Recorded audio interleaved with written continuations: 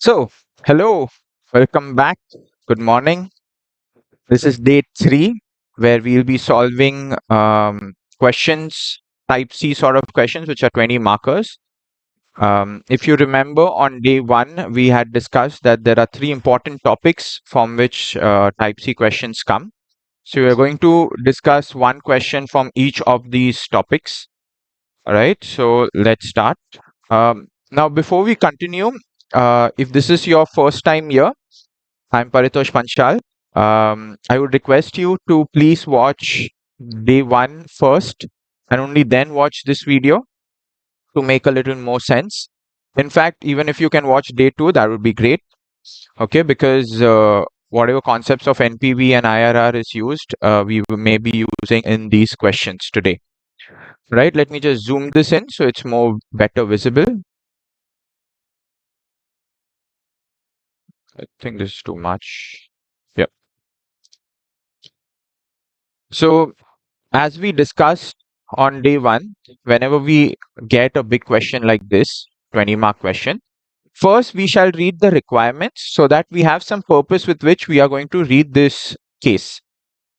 So, question 1 asks, discuss the difference between risk and uncertainty in relation to investment appraisal. Now, without even reading the question, as in like the case, we can, to a large extent, answer this.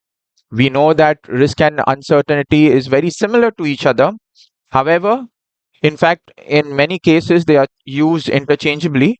However, there's a small distinction, and the distinction is the ability to assign probabilities and do calculations on it. So, in case of risk, we can assign probabilities, whereas in case of uncertainty, we cannot assign probabilities. Okay. So you can further expand on that. So we won't be discussing a lot of theory over here. Very briefly, like how we just did. You can refer to the book and understand how to give a proper answer to it. Calculate the expected net present value of the investment project and comment on its financial acceptability and on the risk relating to variable costs. So we need to calculate NPV, which we will do together right now, and comment on its financial acceptability. So we need to say whether we should go ahead with the project or not, and certain risk relating to variable costs. We'll get to that. Right now, it's not evident what they are talking about. Critically discuss how risk can be considered in investment appraisal process. Okay, so under investment appraisal, so there was a chapter risk in investment appraisal, and we had studied various methods how to factor in the risk elements in investment appraisal. So we could do something like sensitivity analysis, we could do probability, we could assign probability and find the expected values. Then we could do adjusted payback, wherein quicker the payback period, the less riskier it would be. So you would opt for such a project. Okay, all of that. Probability analysis is basically assigning probabilities. You would have 3-4 different scenarios. Okay, optimistic, pessimistic, neutral. You could have more scenarios. This is just an example, 3 scenarios, and then according to the scenarios, you will make forecasts and then assign probabilities, and you would get like a long-term average of what the highly likely outcome would be, or around it would be. If it's done again and again, it's a long run average. Okay, so all of that, whatever in our classes we have discussed, all that you have to write. Okay, so the theory, since we have already discussed in class, I won't be typing it.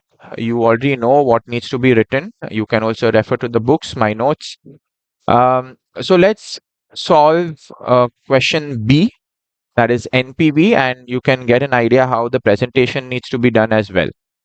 Because in classes, we have always done a smaller questions, this is one big question. So that question B would be around 10 marks, and the other two, which are theory, is around 10 marks. So there's a 50-50 split between calculations and theory. Therefore, from day 1, I kept repeating that please do not skip theory. All right. So Vixen company is evaluating a planned investment in a new product costing 20 million. Now, again, D1, if you remember, I mentioned that a good way would be to write a small summary, okay? Because the question is big.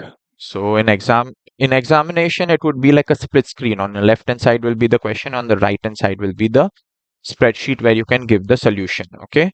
So each time you need any figures, you would have to keep flipping through pages. All right. So it's a good idea to write like a small summary. So we know that a new investment or a new product costing 20 million. So investment is $20 million.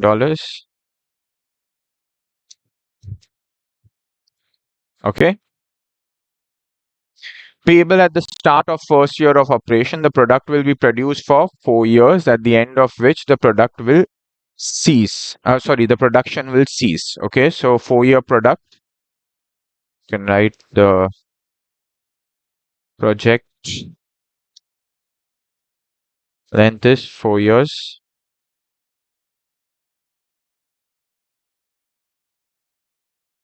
Then the investment project will have a terminal value of 0. The financial information relating to investment project is as follows. We have year 1, 2, 3, 4. Sales volume, selling price, fixed cost, all of that is mentioned. So we can just copy paste this also. Okay, or actually, all right, let's just do it. So everything is there. Otherwise, it we could have easily referred to it, but no problem. These selling price have not been adjusted for selling price inflation, which is expected to be 3.5% per year.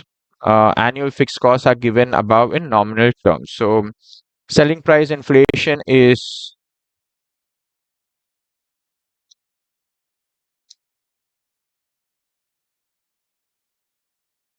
3.5% is the selling price inflation, right? Now, variable cost per unit depends on whether the competition is maintained between key suppliers of components. The purchasing department has made the following forecasts. In fact, before we read this, or okay, let's just continue reading it. Competition. So the variable cost depends on the competition, and the competition could be the strong, moderate, or weak. So there are three scenarios. Strong competition, 45% chances of a strong competition, in which case the variable cost would be $10.8 a unit. The competition is moderate, then it would be 35% chances of moderate competition, in which case $12 a unit. And if the competition is weak, then it's going to be there's a 20% chance that the competition would be weak, in which case our variable cost would be $14.7 a unit. So it makes sense. If the strong competition is strong, there's a high chance of us getting the product at a cheaper price because of better competitive pricing. Variable costs in this forecast are before taking account of variable cost inflation of 4% per year. Okay, so these are variable costs, and there is an inflation of 4% per year. So variable cost inflation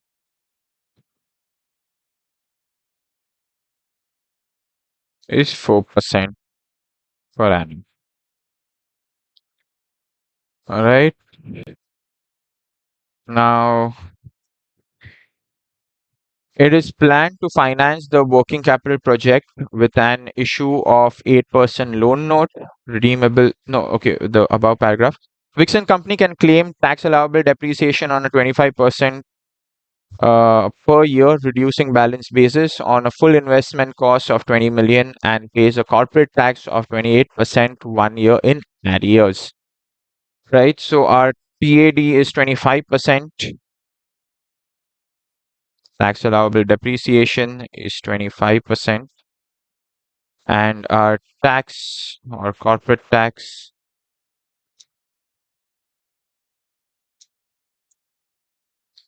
is 28%.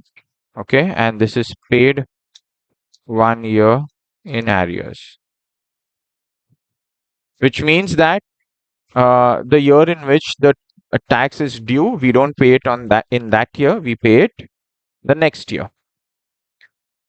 Okay, so yeah, we have all of this information. So this is like a summary of all that was written in the paragraph, all the numericals, all the variables that we may need is all mentioned over here. So you need not go back to the question. You can just refer to this small little table and then pull out figures from here.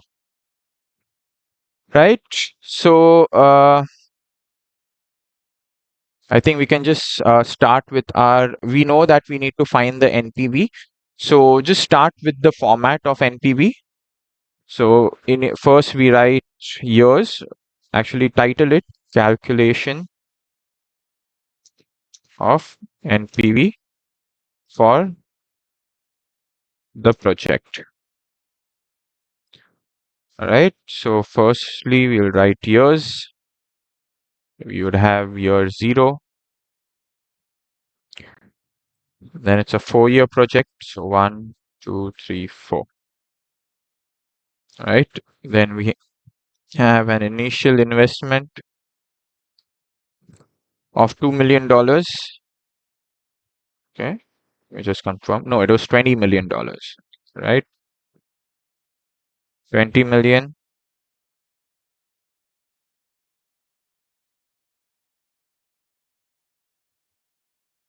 Okay, yeah. So it's a good idea to format it as a number so that the commas appear, and a lot of time in hurry we may either miss out on 1 0 or put an additional 0.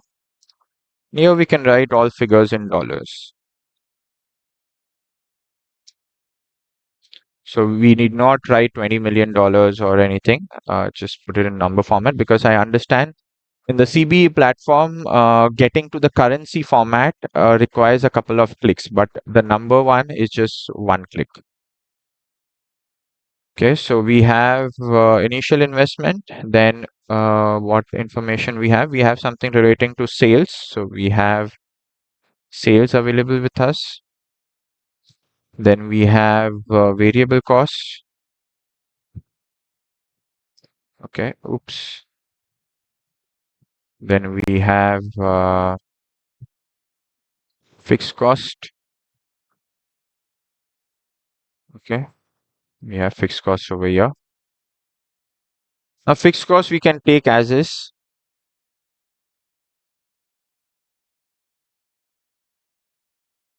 Okay, it's from year 1 onwards. You can take fixed cost as is.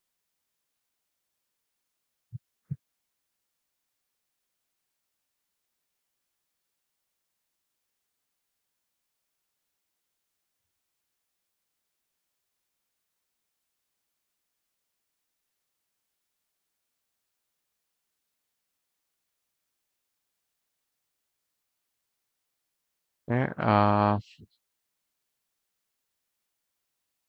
wait, just a moment.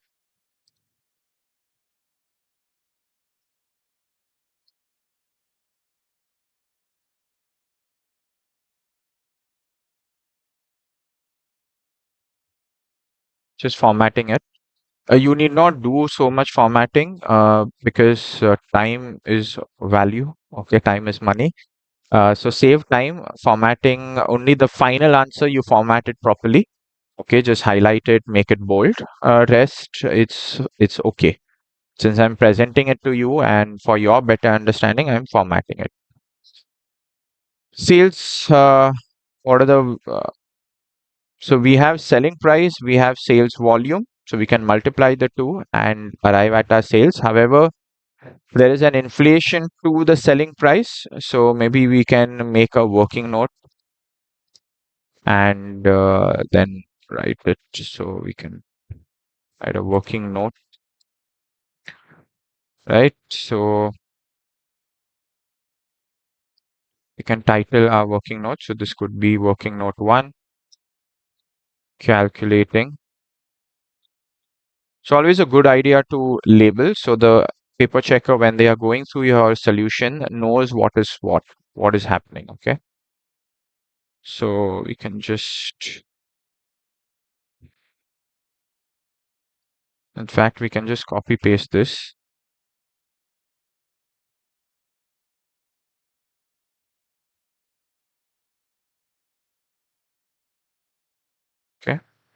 Then we have inflated selling price, okay, and the inflation is at 3.5%. So it's this into 1 plus 3.5% or 103.5% raised to n. Remember, in inflation, we would always use compounding. Okay, these are all dollars a unit. In fact, I'll just put in the dollar sign.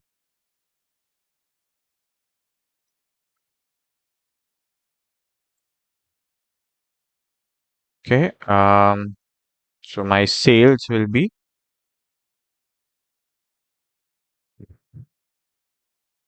you can also call it total sales for more clarity, right? Total sales into, so selling price per unit into number of units sold. So this is our sales. Okay, so we are doing 12 million, 16.8 million, 24 million, and 12 million again. All right. So we can just fill these numbers here. So year one sales, right? Is it matching? 16.79, 23. Yeah, seems proper. You can write the next working note. This next in line is variable costs. So we need variable costs.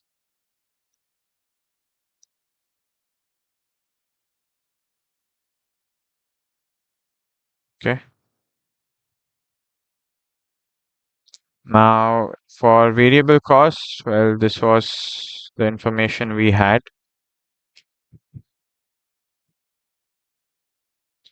Okay, so this is like probability. These are your prices, so X and summation PX. Okay, so if you want, you can do like P into X will be this into this, right? And then you can find expected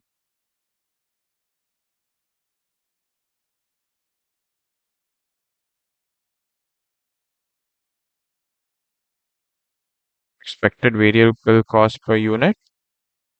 It will be just a summation of PX. So it's 12. Let's just see whether it's 12. Yeah, it's exact 12.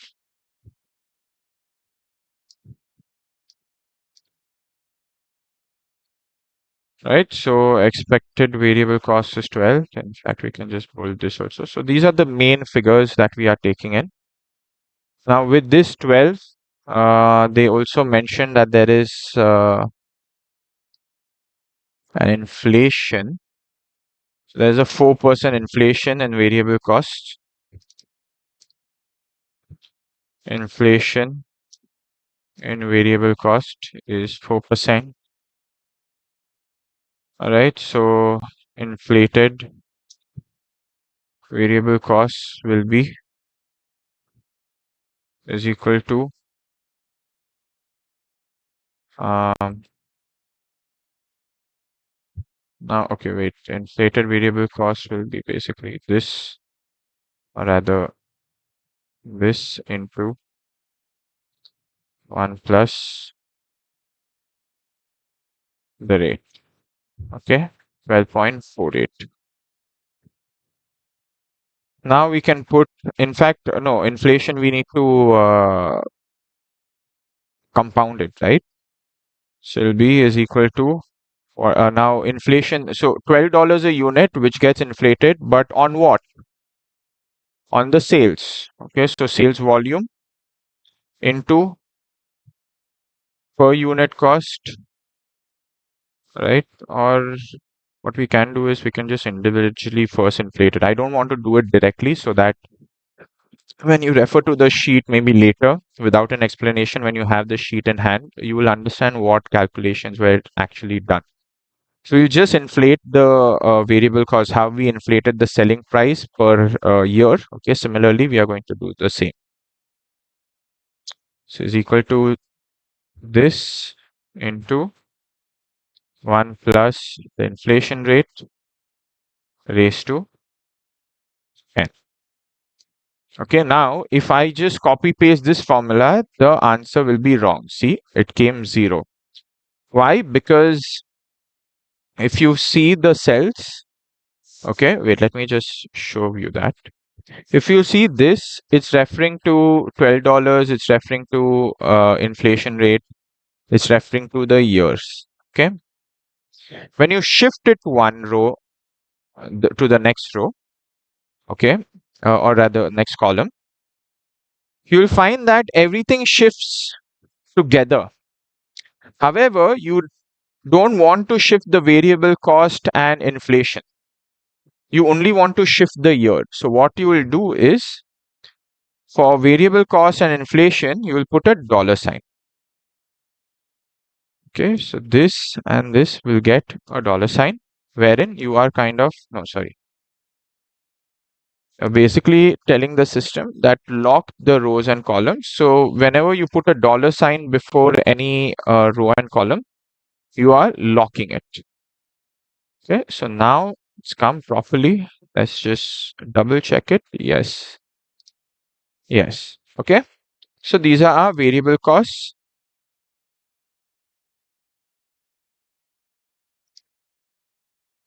This is actually our inflated variable cost per dollar per unit. Okay.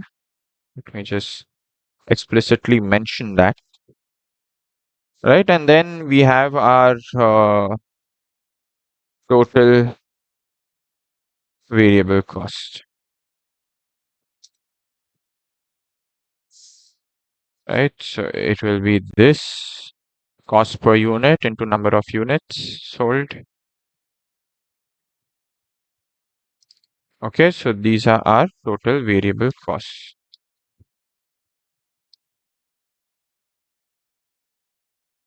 Okay. So we can fill that in.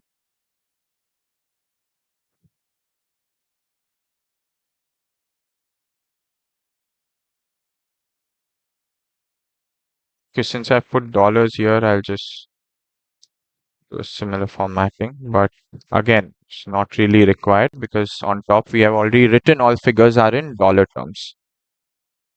Okay, so we have our variable costs, we have our we have our variable costs, sales, and fixed costs. All right, so next up, what else do we need to take?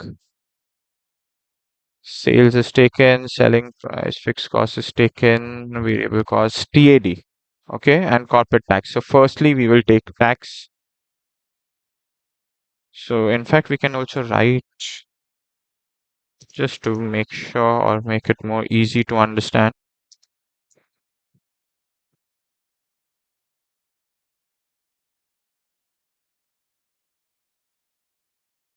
Fixed costs are also reduced. Variable costs are also reduced. Okay. So now taxes are, what happened? Yeah. Yeah. Okay, wait.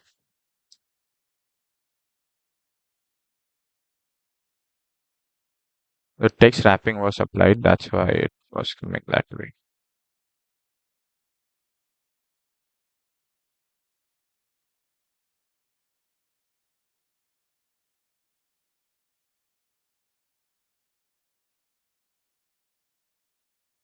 Okay, tax at 28%. So before we calculate tax, in fact, we need to calculate profits because taxes are applied on profits. Okay, so profits will be this minus this minus this, right? Let's just see the formula. Yes, it's proper. Okay, so these are our profits. Now taxes 28%. So on this we have to pay 0.28, right? Let's just format it in dollar terms. However, taxes are paid 1 year in arrears. So we will shift the entire cash outflow by 1 year, just delay it. So we'll have a year 5 also now. Okay, this is not dollars. So this is your year 5, right? And when you are shifting, you don't do control C, control V, you do control X, as in cut. You cut it and paste it. You're lifting the entire cash flow and pasting it one cell ahead or 1 year ahead. Okay, because taxes are paid in arrears. Now we need to calculate TAD. Okay, so let's do our TAD calculation. So the next working note number 3,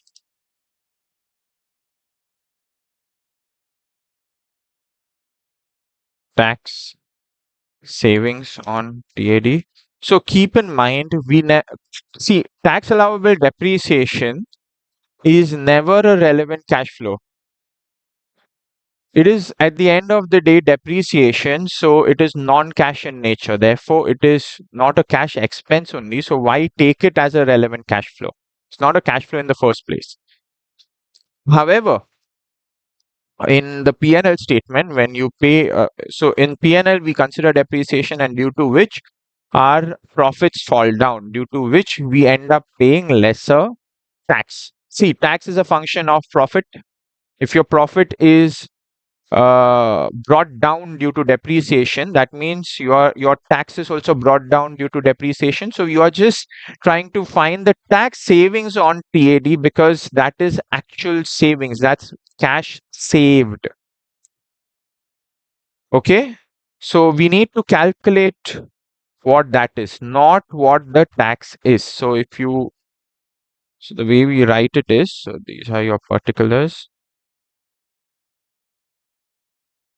Okay, so initial investment was, how much did we invest? Machinery was costing $20 million. Okay,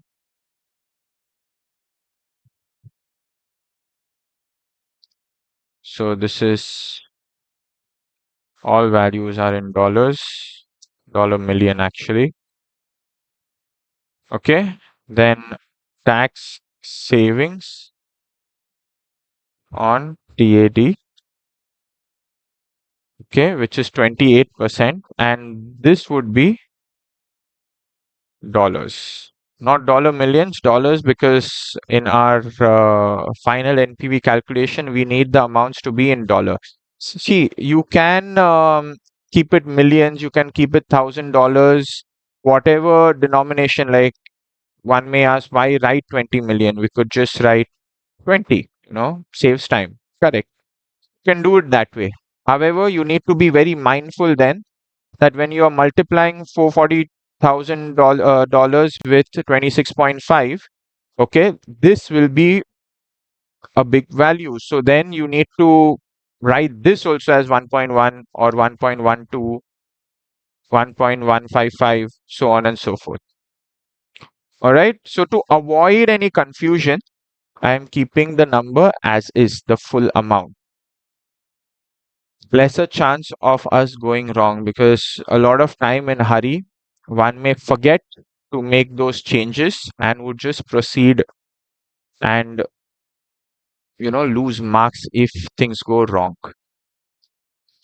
So initial investment is this much, TAD at, I think it was 25%, right? Wait, let's just verify that. Yes, TAD is 25% and tax is 28%. So TAD at 25%, so this into 0.25. So your WDV will be 20 minus 5, right? And a tax saving on this would be a 28%. All right, so $1.4 million. Now we want to convert it. So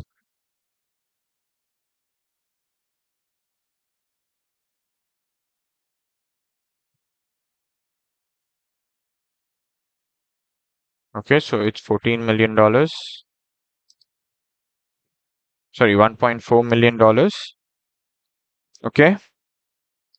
Then the year of TAD savings,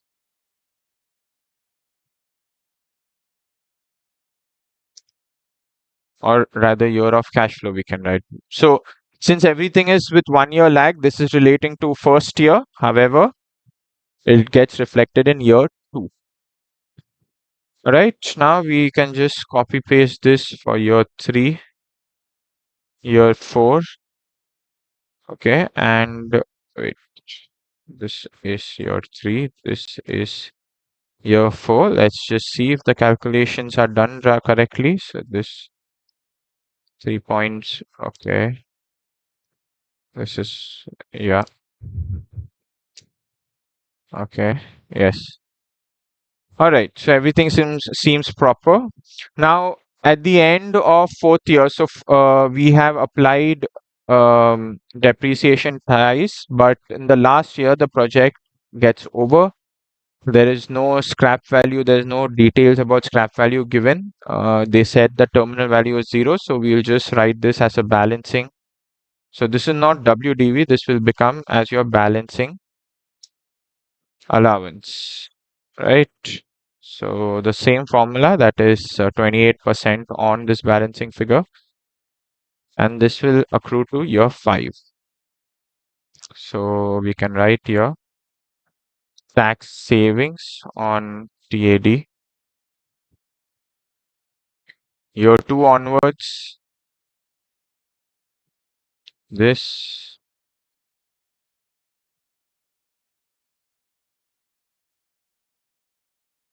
this is year 3.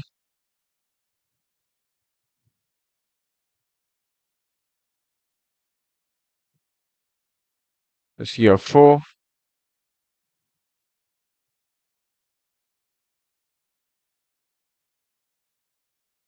This is year 5. All right. So you can say net cash flows.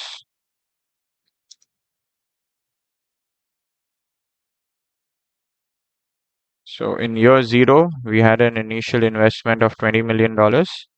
Okay, I'll write this as negative because it's an outflow. Or leave, since I haven't written signs anywhere, so I won't write signs here also. So net cash flow. Then it's actually a good idea to have signs because you know what you are reducing, what you are adding. Okay. Oh, in fact, we already have a profit, so we can just take the profit figure and then less tax, then add tax savings. This needs to be added, so I'll just explicitly mention it. There's no confusion. Okay, so these are our cash flows. And then we can just find our NPV. Okay, because there is no other, as in, let's just double check. So investment, we have taken project length, sales volume, selling price, inflation, variable cost, TAD, corporate tax. So all the figures which were given are being considered. Okay, now we just have to do the NPV calculation. So NPV will be is equal to NPV at a rate. Now, what is our NPV rate? We don't have an NPV rate. Wait, that's maybe I'm miswriting it. Oh yeah, this paragraph I don't think we read. It is planned to finance the investment project with an issue of 8% loan redeemable in 10 years' time. Vixen has a nominal after-tax average cost of capital to 10%, a real after-tax weighted average cost of capital of 7%, and a cost of equity of 11%. Okay, I would suggest pause the video now and think about, sorry, as in first hear me out, then pause it. Um, we have 4 different rates available. Out of this, the question is, out of these four rates, which rate are you going to take as a discounting rate? So pause the video, think about it, answer to yourself. Okay, now you can unpause. If your answer is 8% loan notes or 8%, then that answer is wrong. So though they have said that the project is being financed by these loan notes, however, if you remember from our classes, um, uh, it is assumed that any funding, any project funding is not done from a particular instrument, okay, but a pool of fund. Now you have taken 8% loan note for this project. However, it enters your bank account. Okay, in that bank, you would have money from older loans, you would have money from equity, you would have money from preference shares. Okay, so it's like a pool of fund. So we are going to take the overall cost of capital. All right, therefore, loan notes and cost of equity, which is given individually to us, we can ignore it. Now we are left with two overall cost of capital, that is two WACs are available. One is nominal and other one is real, and both are after tax, and that's a good thing because we always want after tax WAC. Why? Because from a company's point of view, okay, so see, in case of equity, it doesn't matter. But in case of debt, it matters from the company's point of view, because when a company is paying interest, that is tax deductible. Dividends are not tax deductible. Okay, they may not be tax deductible because if you see our P&L, we have EBIT minus interest comes EBT, then minus tax comes PAT, then from PAT we distribute dividends, and dividends are taxed in the hands of the receiver. All right, so in debt, we get that tax benefit. So when you're thinking from a company's point of view, we will always look at it as post-tax cost of debt. Okay, when you're looking at it from an investor's point of view, okay, you need not write post-tax returns or anything. You can just write returns. Pre-tax is also fine because each individual has a different tax rate. Okay, so it's very difficult to put like a common percentage for all. It would vary. The post-tax return for every individual will change depending on the tax bracket they are in.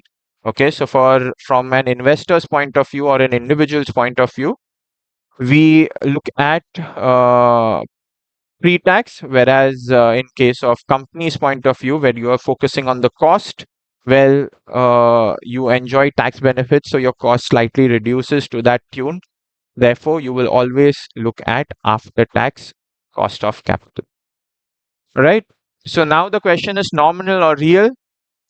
Again, from my classes, you would remember that I always used to mention that my real returns or real values are always lesser as compared to nominal values. Why is that? Because real values are without the inflation, whereas nominal values are with inflation. So real returns into inflation will give you nominal returns. Okay. So then when we studied advanced techniques of NPV, we studied that we can follow any method, that is real discounting or nominal discounting. However, when there is specific inflation rates given, specific in the sense it's now 4% is specific to variable cost, whereas 3.5% is specific to selling price. Okay, so since specific rates are given and we are inflating our cash flows and the cash flows eventually become nominal cash flows, we will use nominal only. We cannot use real. Okay. So when specific inflation rates are given, we are going to inflate respective cash flows with their respective inflation rates. So therefore, um, where were we? Wait. Therefore, it will be a nominal WAC. So the nominal WAC is 10%. So your NPV, yep. So NPV is equal to, we can just directly use the formula, is equal to NPV 10% discounting rate. Okay, and then select all the future value of undiscounted cash flows. Okay, so we took, and remember from year one onwards, okay, it's future values, not present. And then minus the initial investment. Okay, now see, if I had written initial investment as minus, then I would have added. Basically, I have to remove the initial investment from this NPV value. Okay, so my NPV is 2.847 or $2,847,599. Okay, let me just highlight this. So the examiner, when checking your paper, just reads NPV figure. That's it. Need not read whatever you have written. And if this answer matches or is as per the answer sheet which the examiner has, then they would give you full marks for NPV calculation. Won't even bother looking at all the calculations and your presentation and all of that. Okay. Finally, they asked us to conclude. So conclusion is,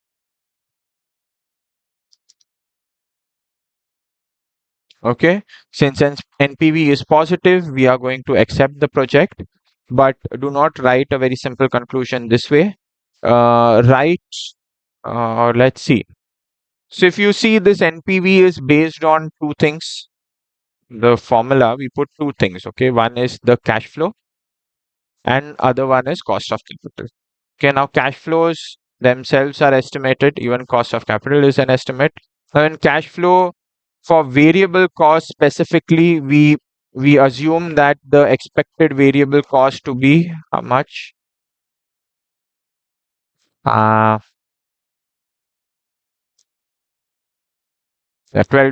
Okay, so as a $12 base. Now $12 is when it would be moderate, or even if it's less, our NPV would only grow. So if a cost reduces, our NPV would be more. So that's not a problem. So basically, 35 plus 45. So there is an 80% chance that our NPV would be this or more. Okay, and there is a 20% chance that our variable cost may go up, and therefore our NPV will fall. So we would write in conclusion, there is a 80% chance that the NPV will be $2.85, or I'll just write it as 2.8 million or more, because my variable cost could also fall. Okay, thus the project seems financially viable. Okay, there is 80% chance that the NPV will be 2 or more, we can write, given the above information. Okay, so we are basically saying that the NPV is based on the above information, and from the above information, another conclusion or another thing that we observe is there is a 80% chance that the variable cost will be 12 or less. Okay, therefore there's a 80% chance that NPV will be 2.8 million or more. All right, so final line we can say, thus we recommend investing in this project. It shall increase the shareholders' wealth. Okay, let me just text wrap it in a way where things are shown down.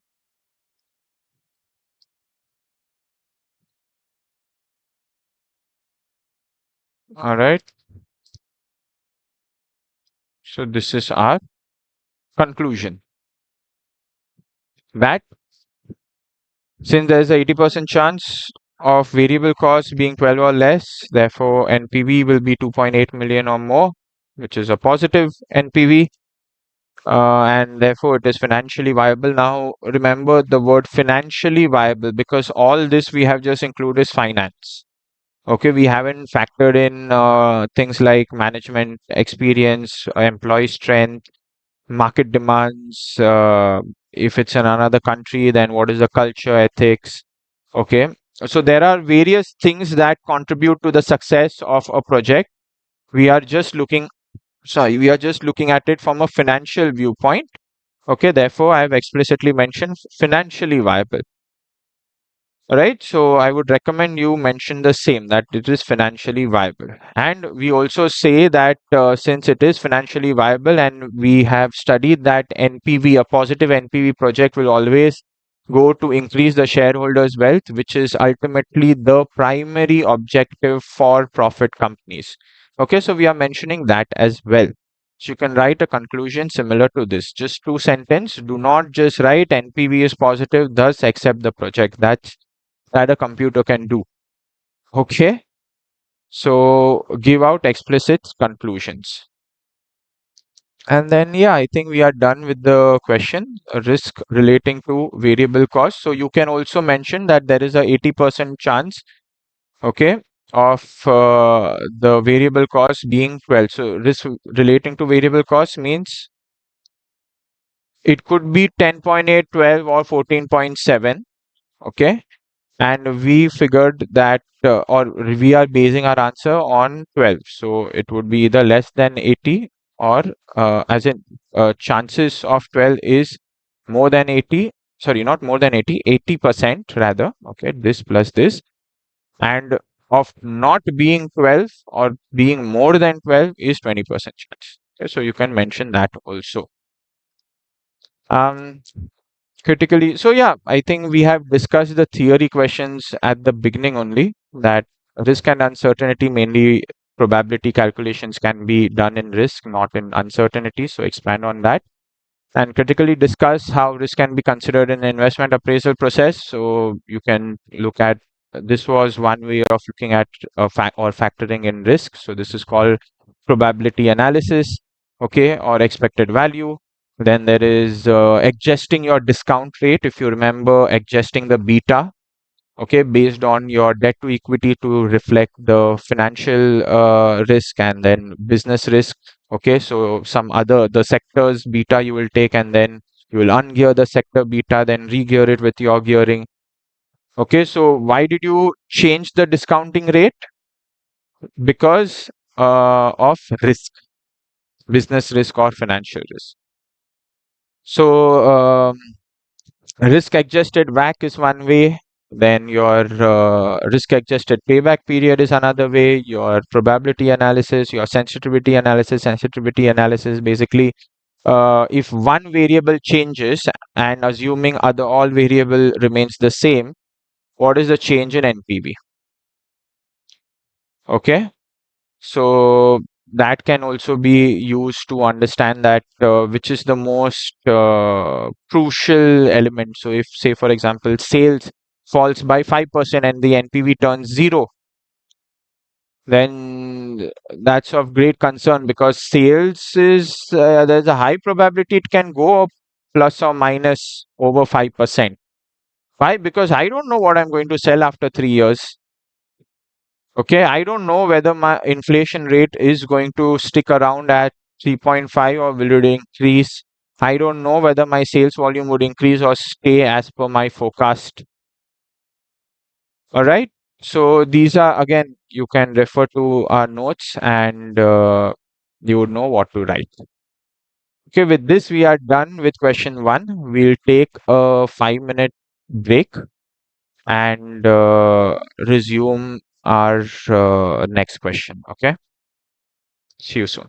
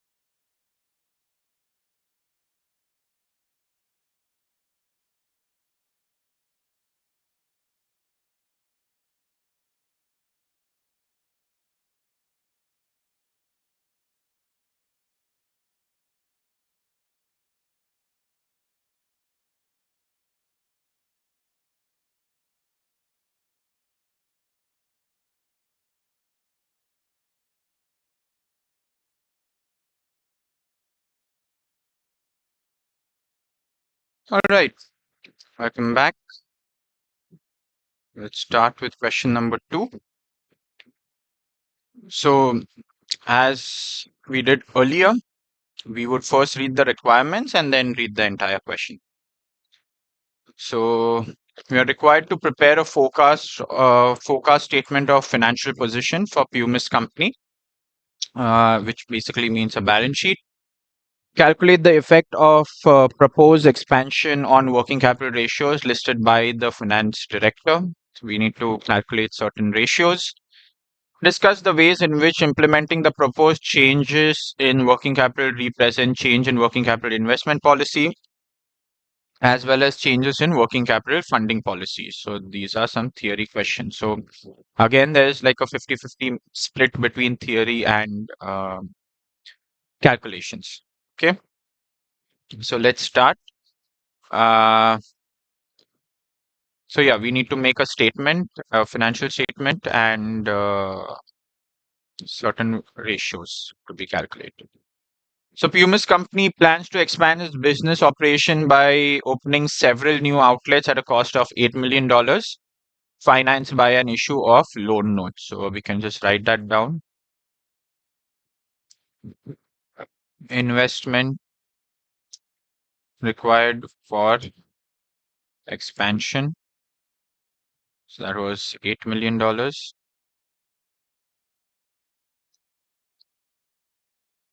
And this was funded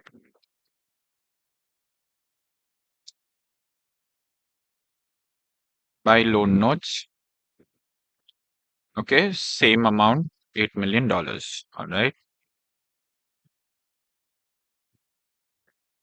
The company currently generates a credit sales of 80.768 million. So $80.768 million is credit sales, current credit sales. You can actually copy paste things in the exam. Okay. So you need not type, save time that way. Cost of sales is 27.7. So 27.7 million is cost of sales. And in fact, writing all $1 million on the top only, I can just write million USD and that would work. All sales are on credit.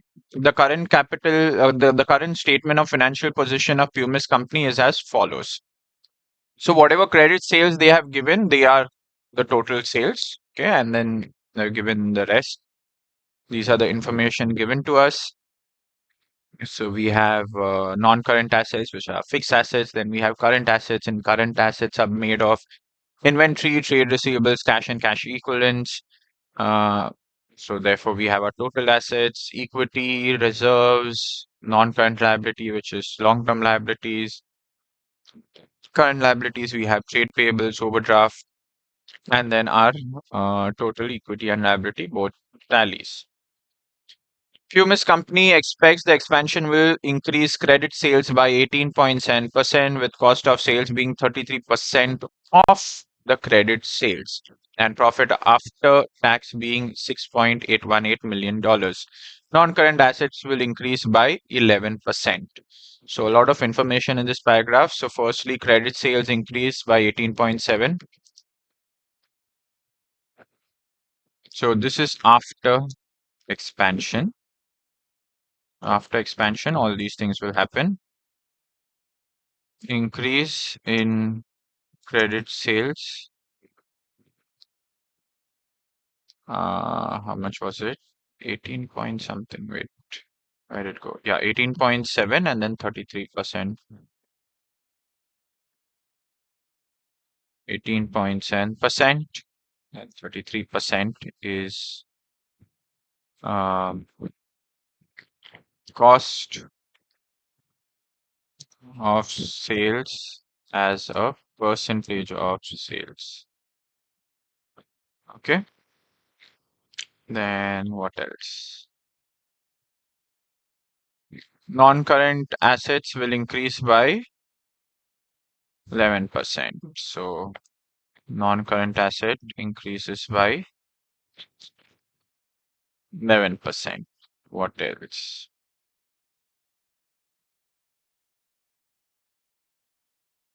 The bank has demanded that Pumis company's overdraft be reduced to through $3 million. So it's reduced to 3 million, not reduced by. So it's going to become 3 million, the OD. And the company expects its cash balance to be $700,000 after the expansion. So again, cash balance to be not reduced by. Okay. So 700,000 cash and 3 million overdraft. So bank OD 3 million and we have our cash 700,000, which is basically 0.7 million. Okay. What else? Puma's company has been receiving complaints from its suppliers about late payment, and the company plans to improve the working capital management as part of expansion. So they are also working towards certain working capital changes. Just a moment. There's low battery. Just give me a minute. I'll connect the laptop and be back. Just a minute.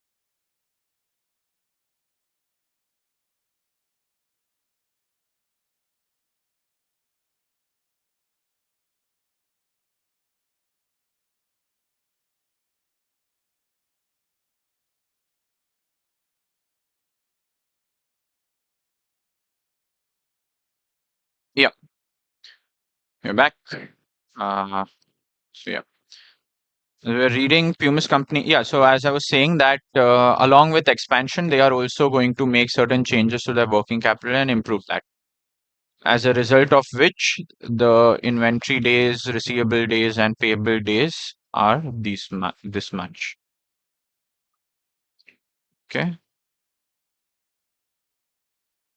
Now, the finance director of Puma's company wishes to investigate how the expansion will change the following ratio. So, trade payable payment days, current ratios, revenue to net working capital.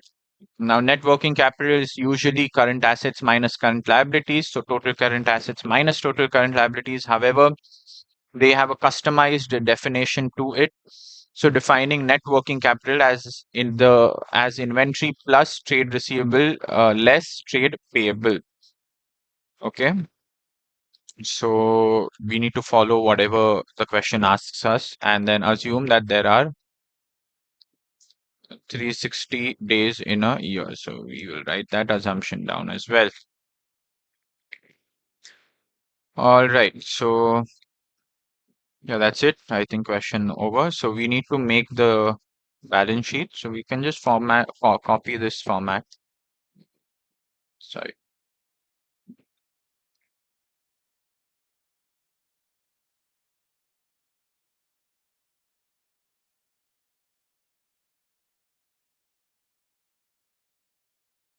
Okay. This is current and this is after expansion forecast because we don't know it's a forecast. Okay. So yeah, non-current assets. Now non-current assets, they said something about not, yeah, it is growing by 11%. So it is equal to this into 111%. So that's 1 plus R. So wait, let me just,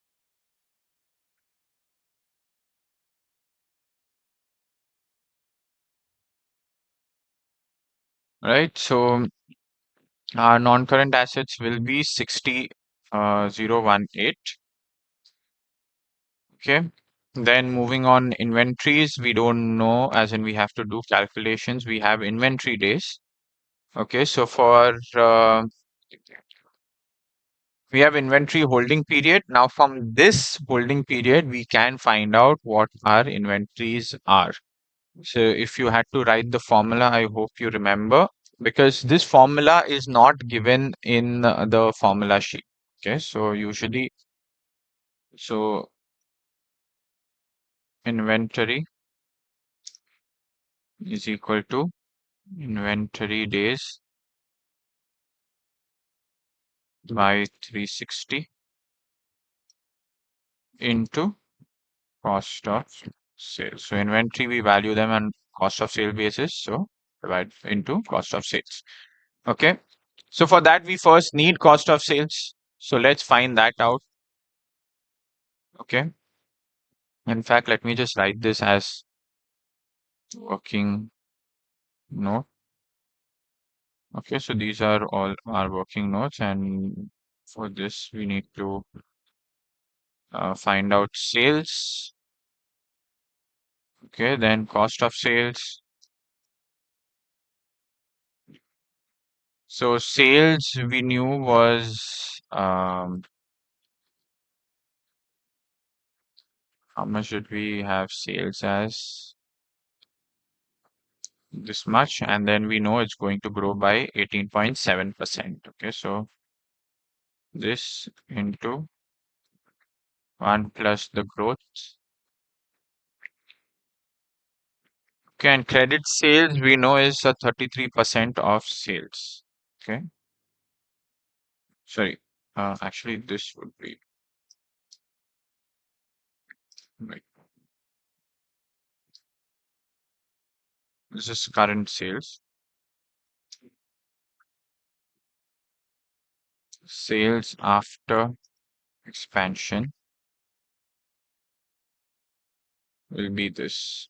Okay, so I'm doing Control X, cutting the whole thing. If I copy it, all the cells would move because I've used cell referencing. Okay, so sales after expansion is $95 million. Okay, so I can just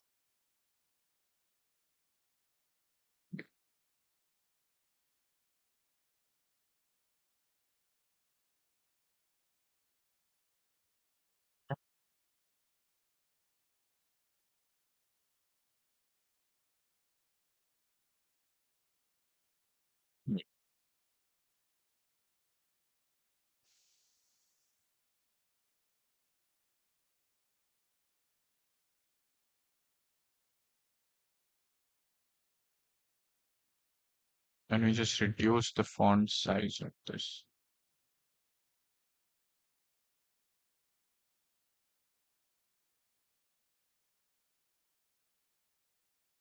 Okay, and then the cost of sales is 33% of this. This is $31 million. So we have our sales after expansion and cost of sales after expansion.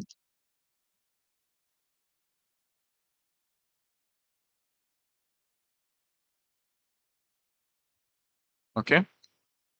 So now based on cost of sales, we can find our inventories. So inventory is, okay, I'll just write it down individually over here. So we know that our inventory is equal to inventory days into 360, inventory days divided by 360 into cost of sales. Therefore, inventory will be, now our inventory days are 50 days divided by 360, right? So divided by 360 into cost of sales. So our cost of sales is this much. Okay, value. Oh, okay. This should be 50, as in the cell had 50 days written, but 50, 60, 60, and then you can write days on the side because it can't multiply text, right? So yeah, so our inventory will be 4.3 million or $4.4 million. right? So we can just write that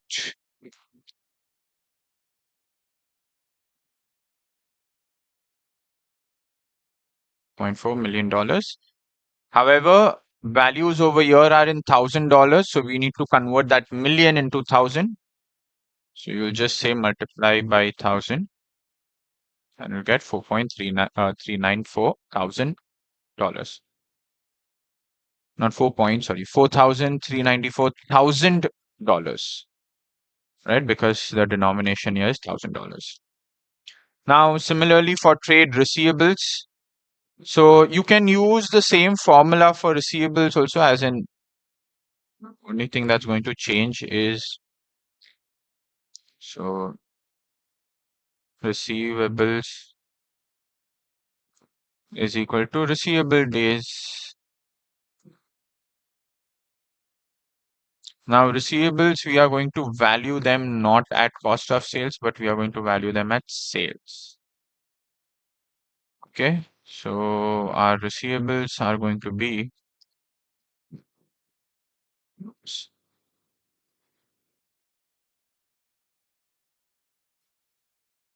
receivables are going to be, wait, let me just check this here. Yeah. Receivable days, so that's 60 days divided by 360 into sales. Sales. The expanded sales, because it's our receivable days after expansion. Okay, so $15.98 million. So again, just for denomination purpose, it's very important. Um, so yeah, 15.98 into 1,000. Again, denomination, keep in mind. Cash and cash equivalents. What's given about that? Cash is 0.7 million. So 0.7 into 100. Sorry, not 100,000 or 700,000. Yeah. Okay, so we can just add all of our current assets. Okay, so sum of these. And then we have our total assets, which is this plus, so all our current assets and all our non-current assets. So 81,090. Now equity, well, let's see if any information about equity is given. Investment funding. No, there is nothing relating to equity given. So we assume that no fresh issue, remains same. Reserves would change because we would make certain profits. Okay, so let's see if anything about profits are mentioned. Increase in sales. Nothing over here. How come? There should be some profit. Wait, let's read the question. Maybe we missed it. Oh, yeah, it is. Profit after tax being 6.818 million. So I forgot to write it down. Maybe I skipped that part. So,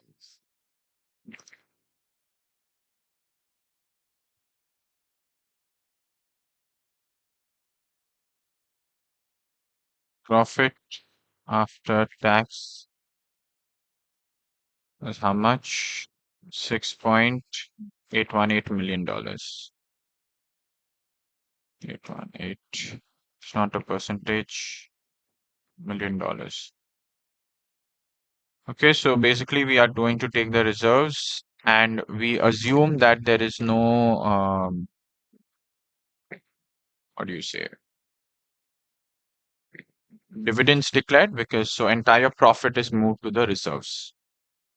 Okay, in 2000, since it's in millions, so 40,000. So we can just write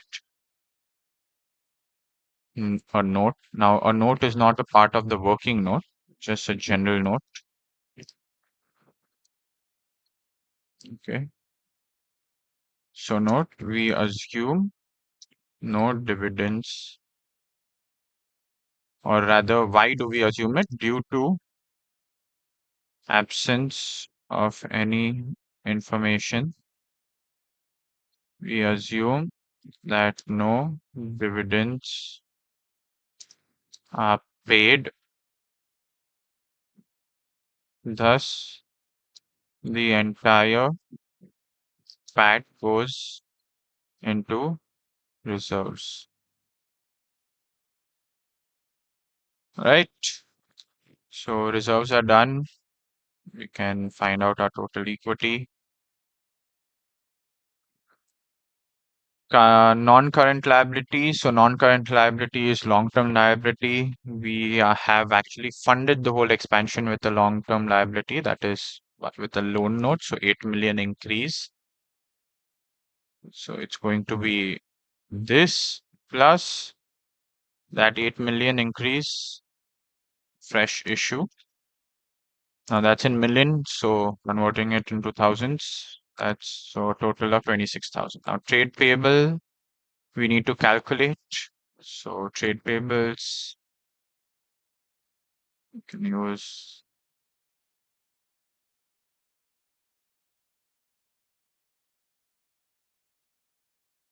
payables is equal to payable days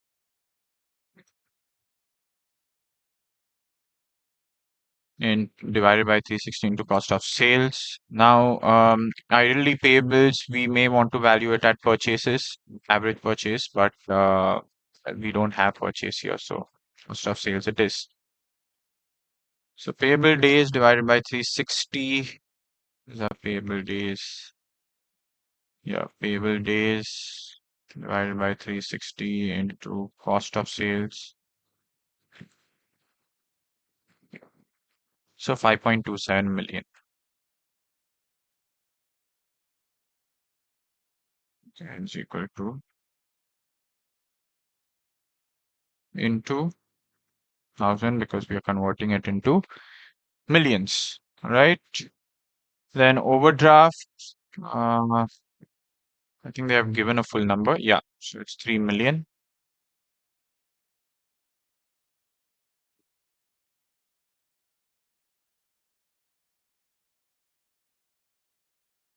into 1,000. All right, so $3,000 is the overdraft. And then we can add these two. Then it's total current liabilities, total non-current liabilities, and total equity. 81,091. This is 81,090. So some rounding would be there, but otherwise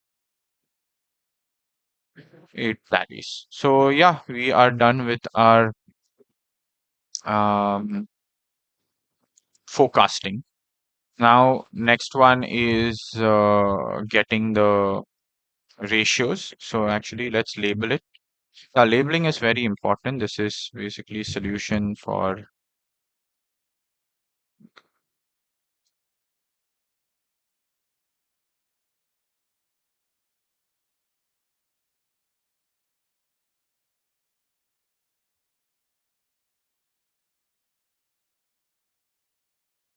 question A, subsection 1. Then we need a solution for section A, subsection 2. Certain ratios they wanted. What are these ratios? Trade payable payment period. So payable days.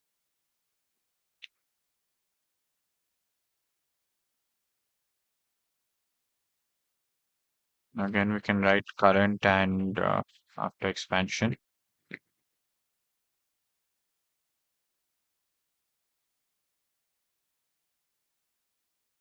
Okay, so current, we don't know. After expansion, it's given 60 days. Okay. Now, we can use, so the original formula is actually, this is a rearranged formula. So in this case, we want to find out payable days. So it will be payables divided by cost of sales into 360. Okay. So payables, we have,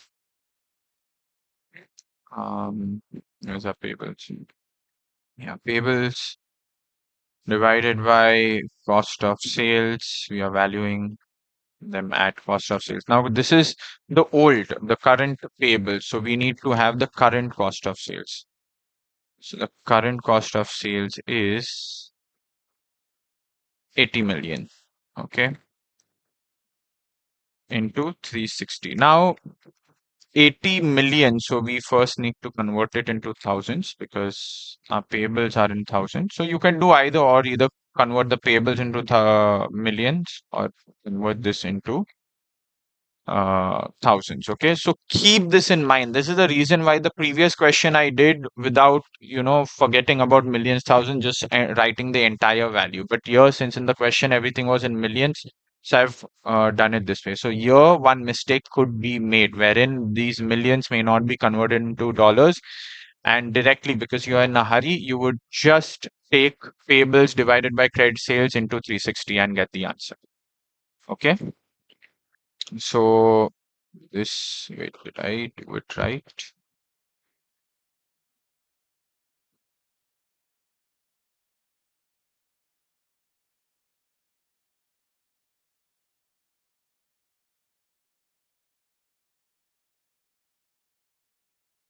Payables divided by cost of sales into 360. Payables divided by cost of sales. Oh, I wrote credit sales instead of cost of sales. So one cell I change. So it's 43. Okay.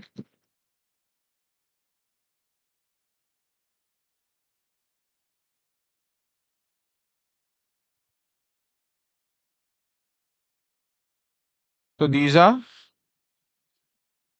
days.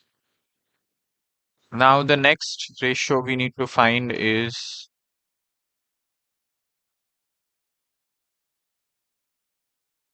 the question.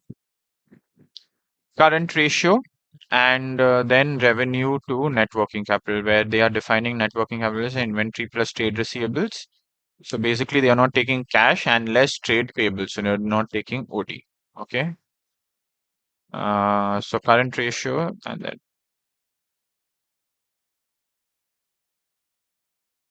I hope you remember current ratio is nothing but current asset by current liability, liquidity ratio. So current assets, total current assets divided by total current liability. Okay, so 1.3 times and then 2.55 times, which basically means that your assets are 1.3 or 1.3 times more than your current liabilities, and after expansion, your current assets are 2.55 times more than your current liability. Now, usually we compare these with industry averages or our peers to understand how the company is standing, but we don't have those figures available. We can compare it with our previous, and we can say that yes, current ratio has improved, which basically indicates that the liquidity aspect would be improved, because it basically means that even if current liabilities become due, you have 2 times or 2.5 times current assets available to liquidate and get your money. Also, current asset could include cash, or like has cash into it. So you don't know what sort of. So therefore, there is another ratio called the quick ratio, which basically takes only the most liquid current assets. So it removes inventory, because sometimes there could be a slow moving inventory or an obsolete inventory, which is just resting in your current asset. Okay, but it's very difficult to convert that into cash, because maybe the technology has changed. So say for example, there is a off late we all are using touchscreen phones. So 10-15 years back, there were no touchscreen phones. They were actually with a big number pad. Okay, now, if there is a store who still has those number pad phones, they won't sell because everybody wants a touchscreen. In fact, Now the technology is again up for a change, and now there are foldable phones. Okay, if the future is foldable phones, and people stop buying, like everyone, foldables become affordable and everybody is buying foldables, then the regular touchscreen phone, the sales would be down. Nobody would want them. Okay, so if a store has that as inventory, no matter what they do, people just may not be willing to buy it. So that inventory is just going to artificially inflate your current assets. Okay, but it won't become liquid. So quick ratio is like a more stricter current ratio, or a more liquid current ratio. All right, so both current ratio and quick asset ratio are liquidity ratios. Anyways, they haven't asked us to comment, but if they did, then you could write that the liquidity has improved. And then you can look into it, that why has it improved. Then the last one was sales to net working capital. Okay, and they had a custom definition for net working capital. So we have our sales first. So our old sales, because the old ratio first. So old ratio is this into 1000 divided by current assets. They wanted only inventory plus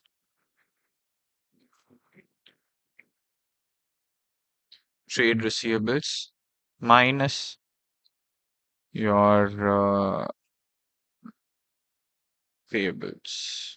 Yeah, and just put brackets over here to be on the safe side. Okay.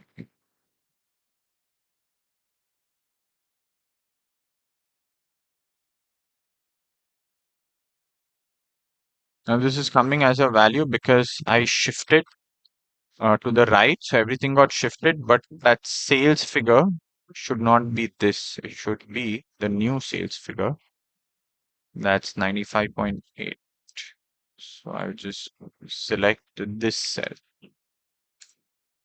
Okay, so 6.35. So basically our sales to net working capital has reduced, which means the efficiency has reduced. Basically, what sales to net working capital ratio says is, for every $1 invested in working capital, how much sales is generated. It's also known as a working capital turnover ratio. You must be very familiar with asset turnover, which basically says that for every $1 invested in an asset, how many dollars in sales is generated. So similarly, a net working capital ratio or a turnover ratio is how much sales is generated for every dollar invested in the net working capital. So in this case, previously we were generating $12, okay, per dollar in working capital, but now we are only generating $6 of sales per $1 invested in net working capital. So possibly, um, what do you say? There is some inefficiencies in the working capital management, due to which this ratio has reduced. Or the sales, like even if working capital has, let's see, now we don't know what the net working capital has, it increased or reduced, but it's just not converting to as much sales that it used to before. And high possibility, because we are paying our payables in 60 days. It used to be 126. Now remember, payables or trade credit is kind of free, right? You are getting supplies from your supplier, raw material, whatever, and you need not pay for it because you have 126 days, and only after 126 days you need to pay. There's no interest levied. But now, since there were complaints, you have decided to make it 60 days. That's a very ambitious target. It's halving the payable days, so it's challenging. All right, so you can write all these comments if asked, but I think in this particular question, no comments were asked. Let's just check. Calculate the effect of proposed expansion on working capital ratios listed by financial. So just calculate the ratios, okay? No comments for us. But if they did, you could have written all those things.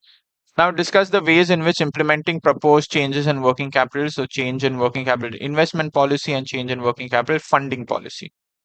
Okay, so working capital investment policy. So you have like an aggressive and a conservative investment policy. So it's that liquidity versus profitability. How much are you investing in your current assets as compared to your current liability? Okay, all of that. So you can expand on that. Again, you can go through our notes or the exam kit. This question is from the exam kit. Changes in working capital funding policy for so now the working capital funding policy. So if you remember, there's something known as your fixed current assets and sorry, permanent current assets and your fluctuating working capital, permanent working capital. Now, how you are funding it, okay, whether through a long-term source of finance or a short-term source of finance, all of that. There was a aggressive and a conservative funding policy even over there. So you can discuss about that and find those numbers for Pumis company. So both cases of policy, you can support your answer with relevant calculations as well. Okay, so we won't get into the theory part. That's for some other day, maybe. Okay, right now we are just focusing on calculations because we need to complete three questions in 3 hours. Okay, so yeah, we are done with one more question. We'll take another 10 minutes break and we'll do the last question for the day. Okay, that is Laforge Company, right? So 10 minutes break. See you soon.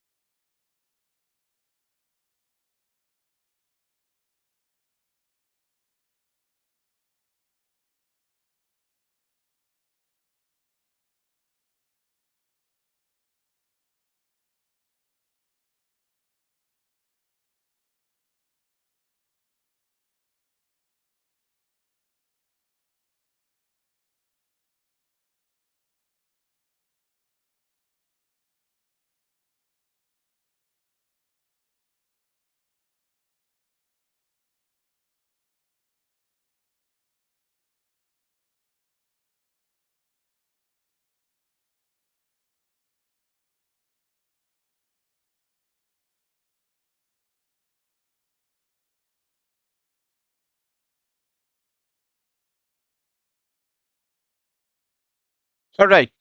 Let's start with, let me just fix the light.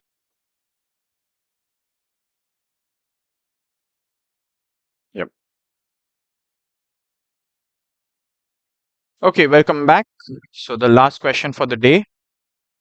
Um, so as we did before reading the question, let's read the requirements. So for the rights issue, calculate the following: theoretical X right price per share and the value of the right per share.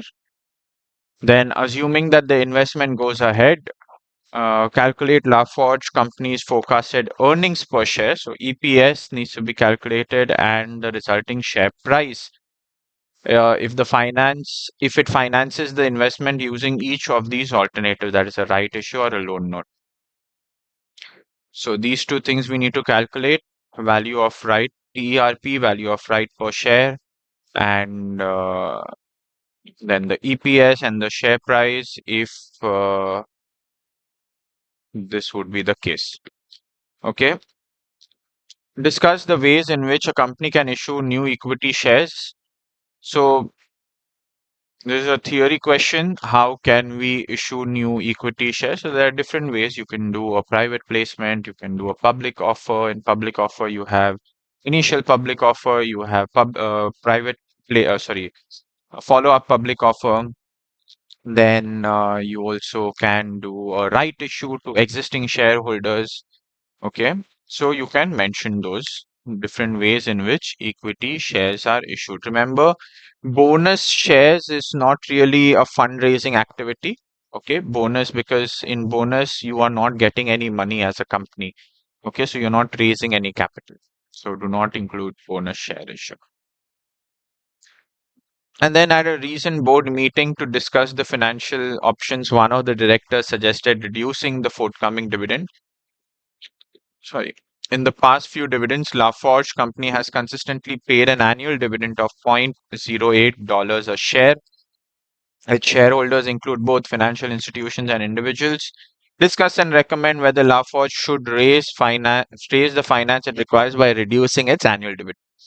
So they are asking that would we suggest not giving dividend and instead save that dividend and use that as retained earnings to be invested into the new project. So instead of raising fresh capital, just don't pay dividends and fund it that way. All right. Um, oh wait, sorry. This was from previous class. Just read it. Yeah. So Lafarge company is a listed company which designs and manufactures air conditioning units, which are then sold through a third-party retailer and distributor. Economic growth in a number of Asian countries has increased the demand for its products, and Lafarge wishes to target these markets in order to generate sales and growth. So nothing much to note down. To target these markets, Lafarge needs new machinery, which will require an investment of $25.48. So new machine costs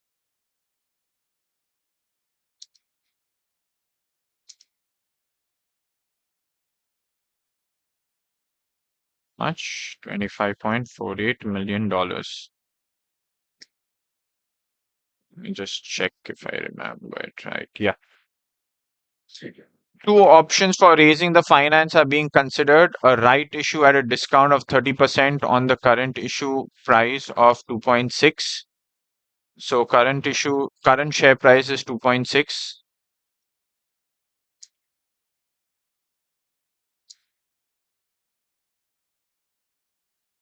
2.6. Okay, and they said the issue price of right is at a 30, how much discount? 30 or 33? 30% discount, okay? Which means the issue price of the right is at a 30% discount. So 1 minus or zero point 0.7. So 1 minus 30%, right? So 1.82 is the issue price of the share of the right, sorry. Then what else have they given? Um, an issue of 6% loan notes redeemable at nominal value in nominal value of $100 in 10 years time. So 6% loan note, 6% loan notes with face value of 100 redeemable in 10 years. Okay. Then what else?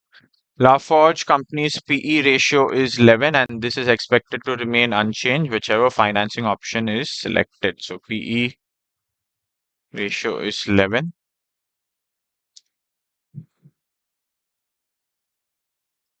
So it's 11 times, or 11x. So yeah, extract from Lafarge's most recent financial statements. We can copy paste that.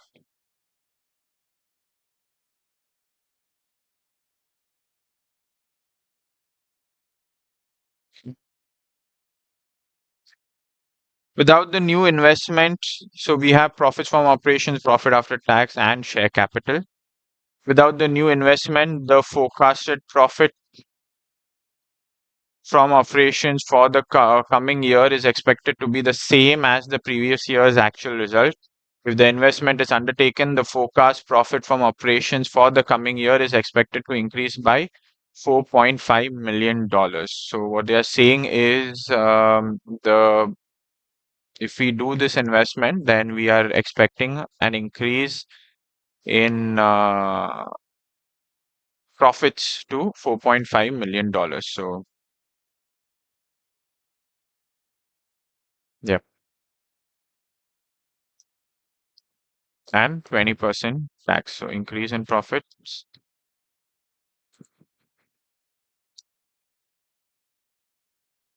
due to expansion is 4.5. And lastly, it was tax at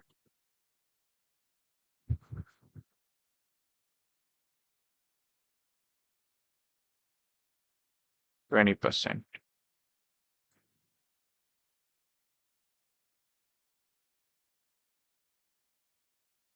Okay, so we have these information available. Now, question one, or rather question A, sorry, A subsection 1. Okay, TERP. So TERP is stands for theoretical X right price. Okay, so basically that means is what would be theoretically what would be the share price after the rights are issued. So the formula for that is basically we'll take the entire market value divided by the total number of shares being issued. Okay, so the entire market value would include your both your old issue and the new issue. Okay, and the total number of shares. So we could just write market value of old shares. Okay, or market value of existing shares would be a better word. Okay, so existing shares now for that we need share per the price per share and the number of shares. So price per share is 2.6. So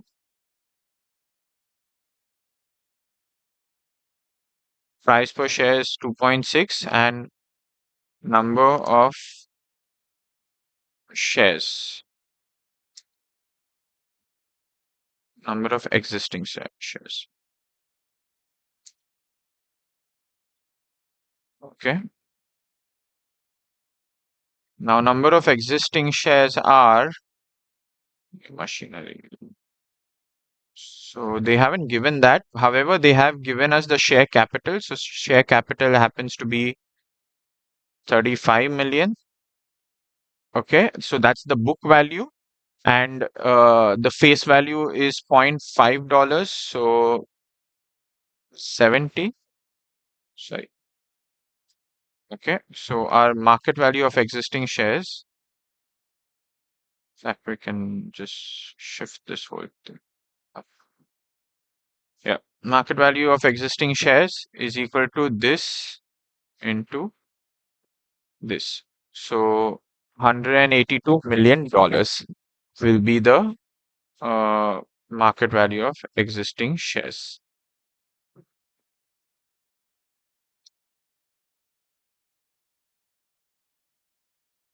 Let's put in the denomination. This is USD. This is just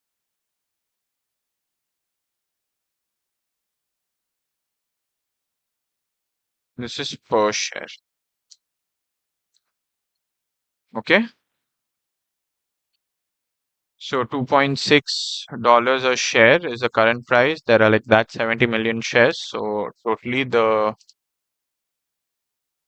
market value of existing share is $182 million. Now, similarly, we need the value for or the market value for the rights issued. So number of, or rather, firstly, the issue price. This is per share. In fact, I should write that above also.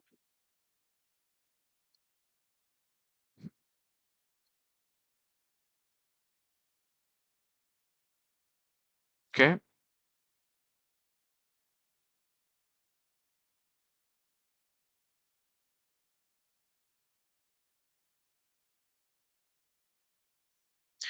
Issue price per share. So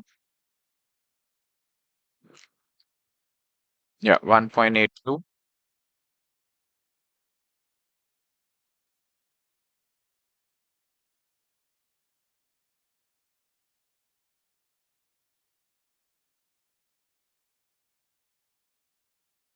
Right share it is. Okay, so 1.82. Number of right shares issued. Okay, so number of right share issued. Do we have that? No, we don't have that. However, we know that we require a funding of $25.48 million. Okay. And we know that when we sell one right, we are going to receive 1.82. So how many such rights do we need to sell?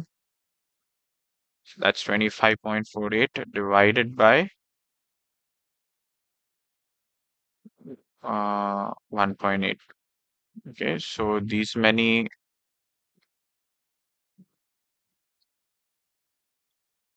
million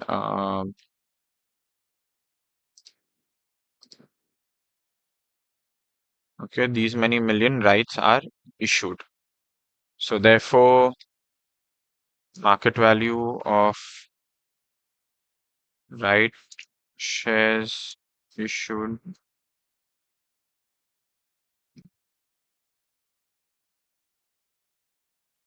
Okay, that's 25.48. And then we need, so total market value will be this plus this. You can call it market value or market cap. Okay, a better word would be market cap.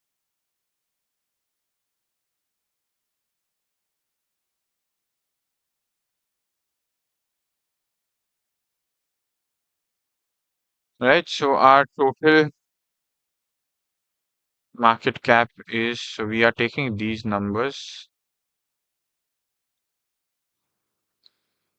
right? And then total number of shares after rights.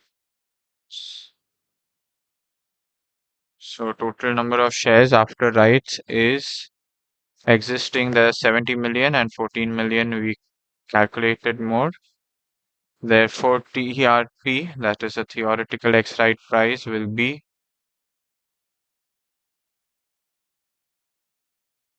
Total market cap divided by this, just $2.47 a share. So let me just, this is per share. Okay, just bold this and highlight it. So we know that.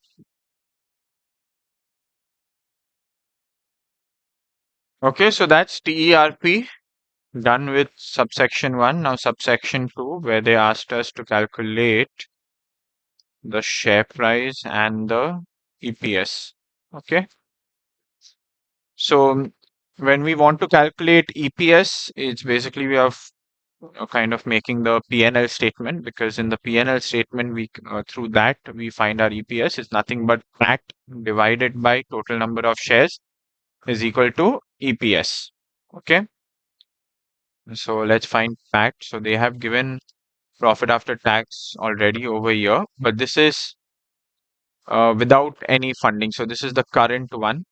Okay, so how it is made currently, 25.5. So you just copy paste this.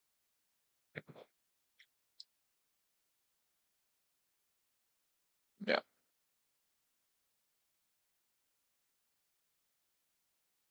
Okay, this is current. And then they say that if we do rights, what would it be? And if we do loan notes, what would it be? All figures in $1 million. So profit from operations is being given 25.5. But in case of rights and loan, let's see what could it be. Right.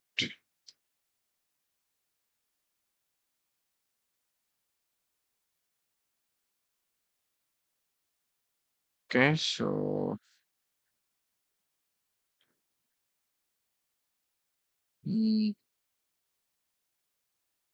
increase in profit due to expansion is $4.5 million. I think this was $1 million, right? I just confirm. Yeah, 4.5 million.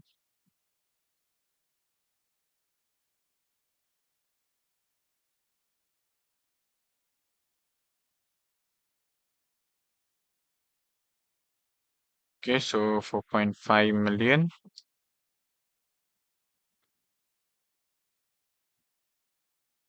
Since our values are in million, we need not change them. Oops, this will be same. See, whether it's loan notes or it's rights, it is issued, so it doesn't make any difference on our profits from operations. Okay, let me just standardize this. Yeah. Now, directly they have given profit after tax, but however, there will be some interest. Okay, so interest less interest less interest paid, which is going to give us PBIT, sorry, PBT, not IT. Profits from operations are like your PBIT, or earnings before interest and taxes. So now interest less interest, so profit after or profit before tax less tax at what percent? Corporate tax is 20%. So tax at 20%. All right. And then you can arrive at your profit after tax. But however, over here, nothing, no other figures are given. We just been given profits from operation less interest. Now for loan notes, at least we would have some idea of the interest. What is it? 6% loan notes on face value of 100 in 10 years. So 6% loan notes. So face value.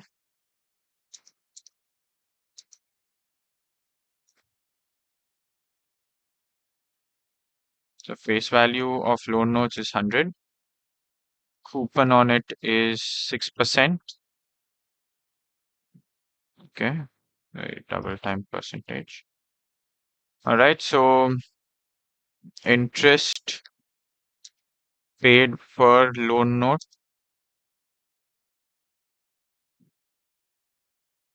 is 6% into $100. So it's not a percentage, it's a dollar. So that's $6 per loan note.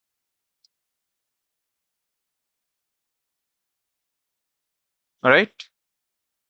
And how many such loan notes are issued? So let's first find out the issue price of the loan notes. I don't think. Yeah, so the issue price of the loan note is not given. Let me just read the question again if I missed it out.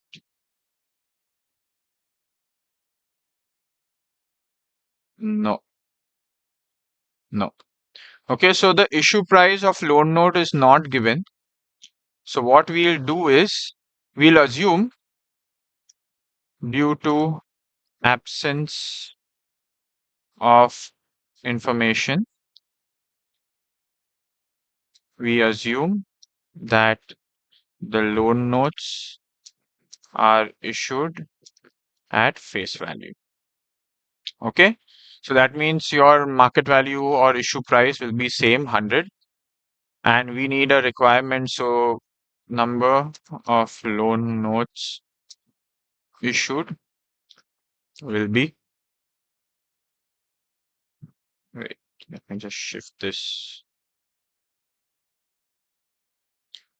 So we know that the number of loan notes, as in, we know that we need a funding of $25.48 million for the new machinery. Okay, and if everything needs to be funded through the loan note, and one loan note, when you sell one loan note, you get $100. So divide by 100. So you will understand that you need to issue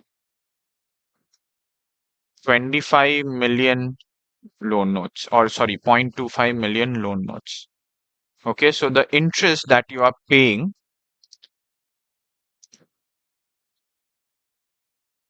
the total interest paid on these loan notes is this into this. So these many $1 million.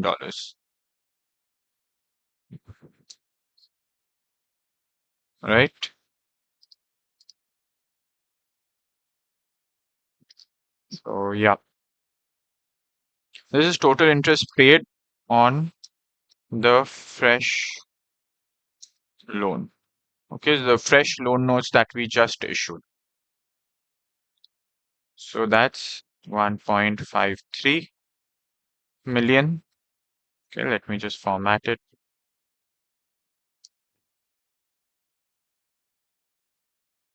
Okay, so 1.53. So profit before tax will be this minus this. And then there is a 20% tax on it, 6.2. And then profit after tax will be the PBT minus your taxes, so 22.78. Now, in case of rights, we don't know the interest. We don't know, since we don't know interest, we can't go for anything else. Over here also, in current case also, we do not have any information. So what we can do is, we know that taxes are 20%, which means that if these are 100%, okay, then this will be 80%. So you just have to kind of like cross multiply. Okay, so this into this divided by this. So tax is 4.14, which basically means your PBT will be summation of your PAT and tax. We are re-including, okay, and then interest will be the difference between this and this. All right, so we found our interest. Now we know that existing in its existing corporate structure, there is some loan and we are paying a $4.8 million as interest on that loan. So if we are issuing right, we are funding the new expansion through a right, then no additional debt is taken, so no additional interest. Okay, now this loan note, whatever we calculated was just the new loan. However, we need to add the existing interest. Okay, so 4.8. So since I've used cell referencing, all the figures got auto updated. Now here also will just be this 20%, right? So now we have the profit after tax for all the scenarios. We need to know how many shares has been issued so that we can arrive at our number of shares, okay, in circulation, I would say. So currently there are how many shares? Currently number of existing shares 70. Okay.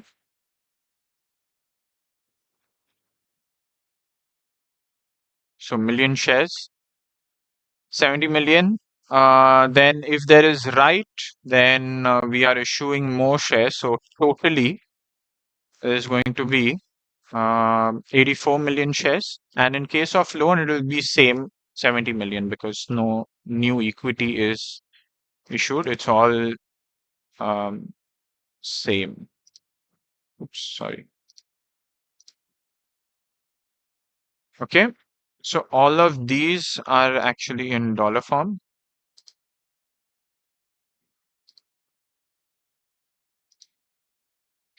right? Only these are not dollars.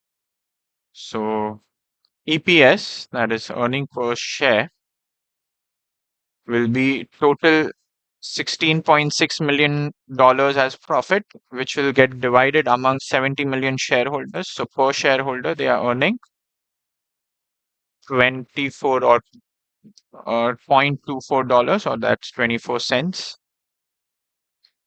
So that's our EPS. And they also asked us to calculate the share price. We are told that the PE multiple is to remain constant, and it is yeah, so the PE ratio is 11 times. Okay, so irrespective of the funding, it's expected that the PE remains the same as it is currently. So expected share price would be 11 times the earnings per share. Okay, and this is dollar per share. Okay, this is our working note actually, so we can just sorry,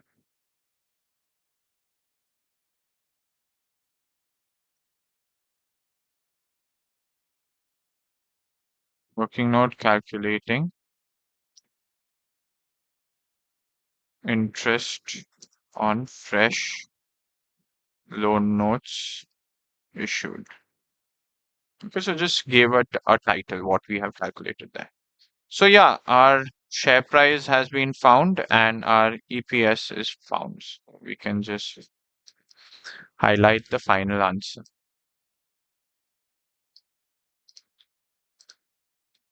Okay, so we finish the second part also. We found out, oh, we forgot to calculate the value of a right per existing share. So this wasn't, I thought this was part two, but this is actually question B. Okay, we need to find the value of a right. Let's just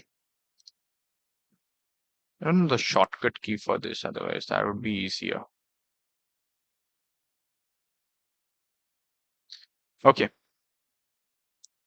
so now question A subsection 2.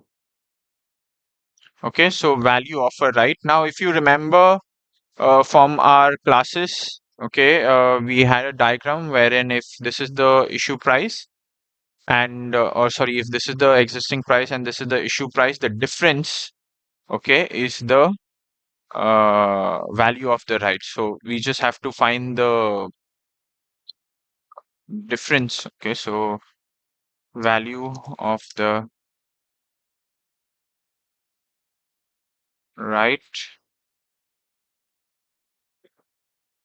is equal to your TERP minus the issue price.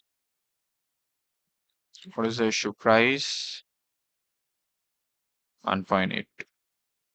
So that's $0.65.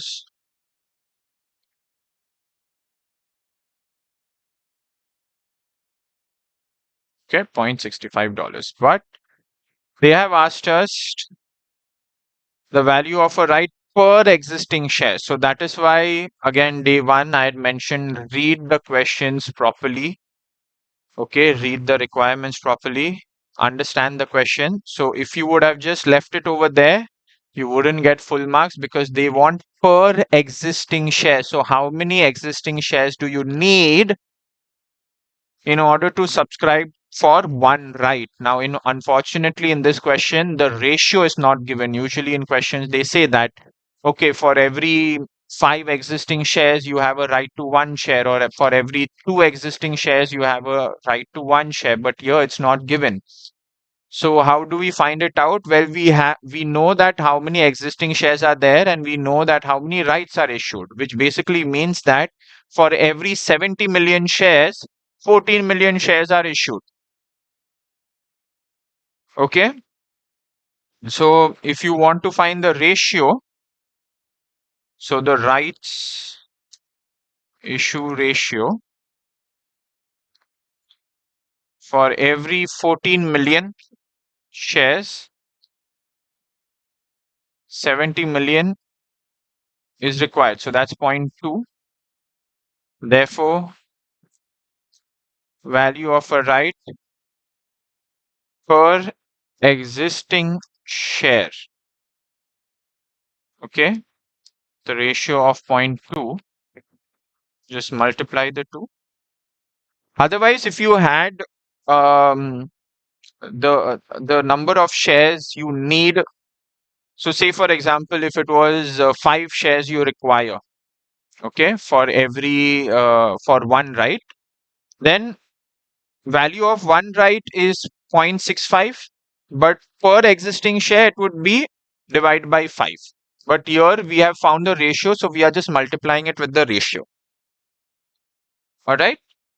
Over there, we don't really calculate in the question when we know that, oh, one right for every 5. We don't do 1 divided by 5. We just do divide by 5.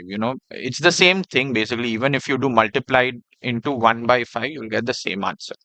Right. So that's what we are doing over here. So value of a right is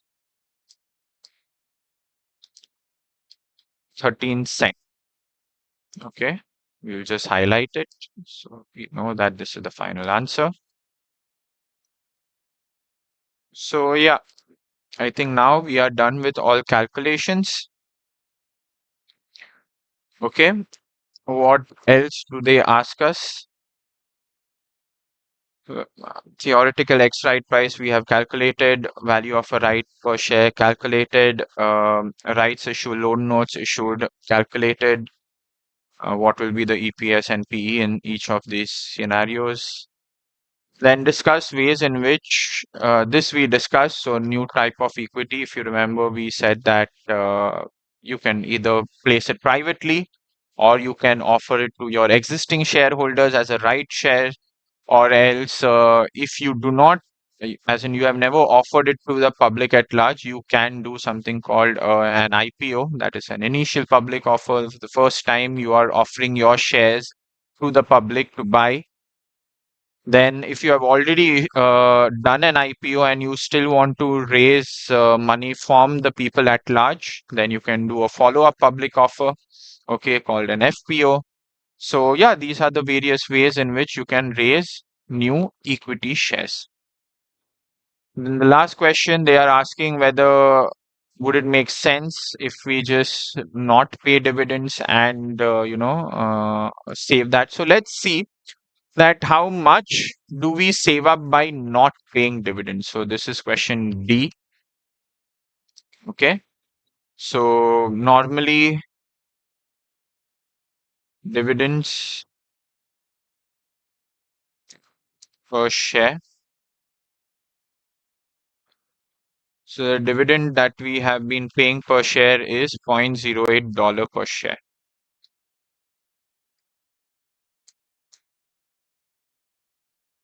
Okay, so dividend per share is $0.8 or 8 cents. Okay.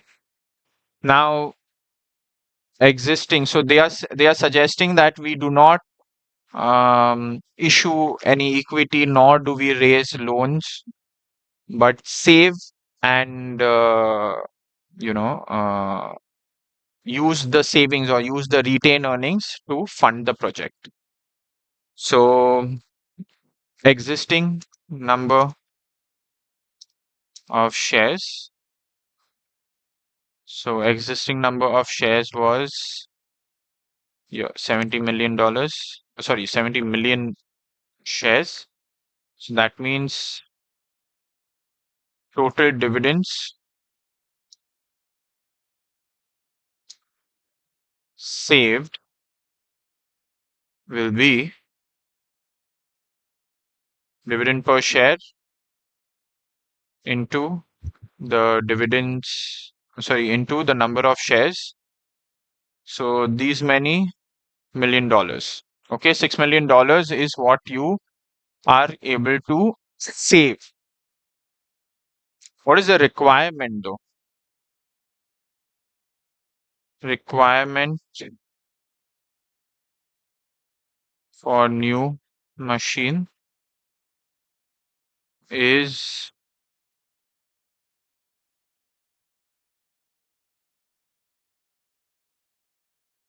25.48 million dollars.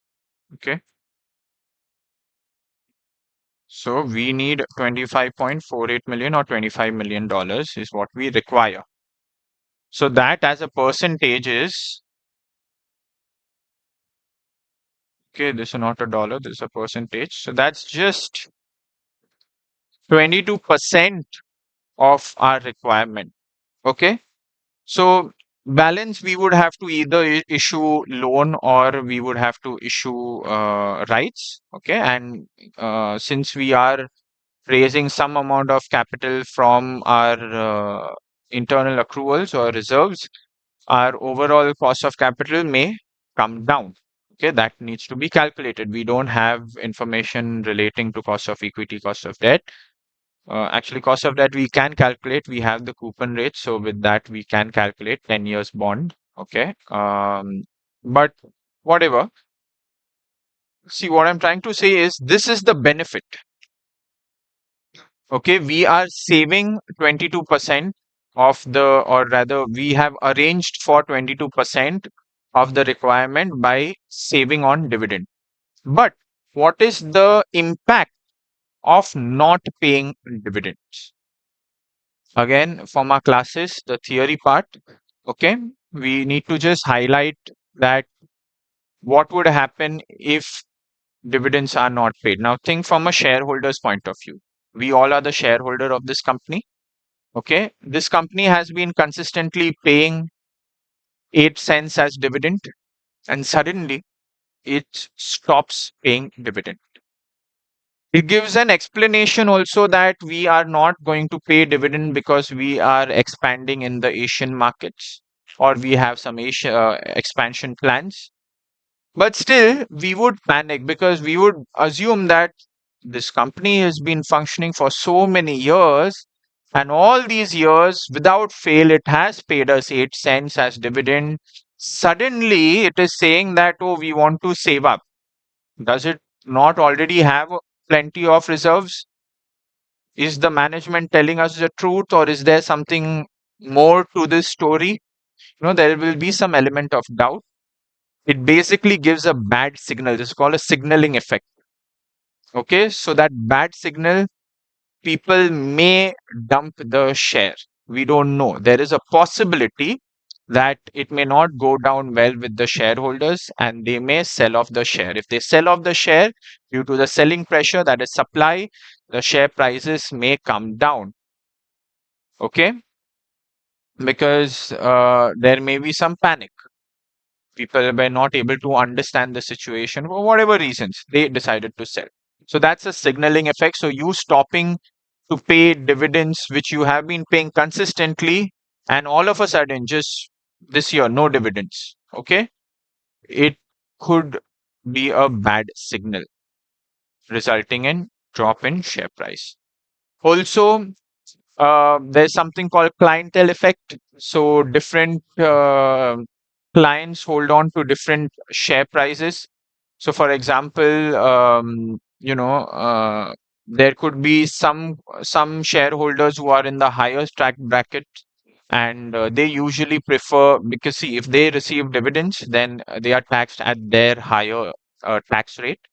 However, if they sell shares and create their own dividend, then they have to pay a capital gain tax, which would be lower than their income tax. Okay, so they would prefer capital gains rather than receiving dividends. Okay, those who prefer dividends are usually on in the lower tax bracket. All right, because the dividends are taxed at a lower rate, so they do not want to sell and pay a higher capital gain tax. Also, there could be certain institutions like a pension fund which wants regular flow of money so that they can pay to their investors pension on time. Okay, they need that cash flow, and that is why they are invested in your company. Now, if suddenly your company stops paying dividend, all these institutions, those pension fund institutions, would withdraw their money from there and go to some stock which pays dividend. Okay, so again, selling pressure. Okay, if the clients who are currently, they are in the low bracket and you suddenly stop paying dividend, they would be like, this is not what we expected. Okay, so the clientele effect could also result in a reduction in share price. And then there's something called liquidity preference we had discussed in our class. That is, typically, people would prefer liquidity or money today than money later. Why? Because money later, they're not sure of it. There is some element of risk. You are telling, the company is telling the shareholders today that, hey, listen, we are planning to expand, and we are trying to save money. That's why we are not giving dividends, but trust us, it will be good after expansion. It's a positive NPV project. We are going to make it's going to add a lot of value to the company, and therefore you being the owners, your shareholders wealth will maximize. But all this is in the future. Whether it will play out in that manner or not is a big question mark.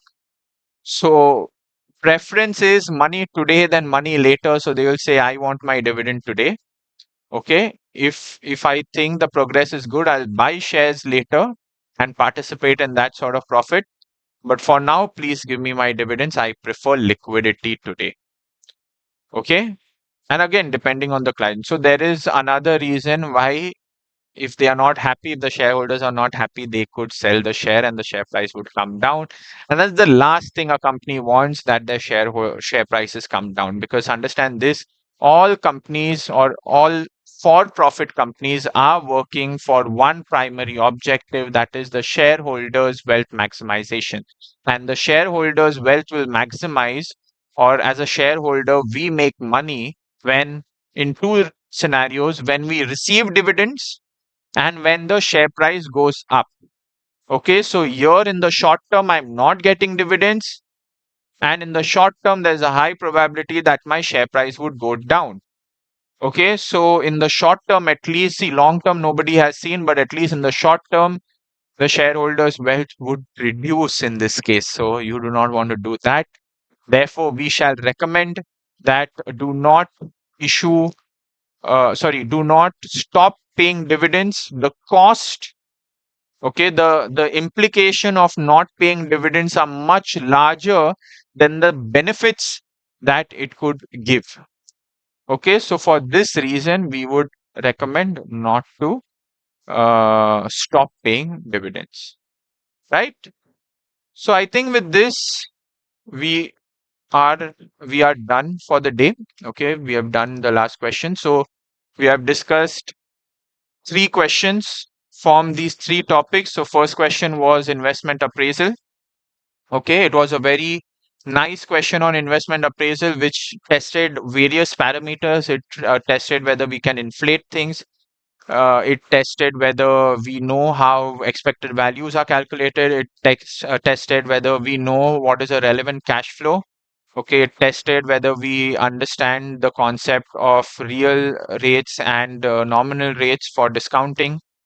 Okay, all of that got tested. So that was investment appraisal. Number two was working capital. So it tested us on certain working capital ratios, like the current asset ratio, the working capital turnover ratio, then the payable days. Pay, using payable days, how can you calculate payables, receivables, all of that? Okay, adjustments to cost of sales, all of that. Okay, was tested over here. Then over here, this is not your typical cost of capital chapter. I purposefully did not take that because that's very mechanical. It's just stepwise that, okay, you know this variable, just put it in the formula, get your answer. Okay, though there is a chance of that coming, but many times students ignore such a question. Okay, so therefore I took this question explicitly to discuss over here.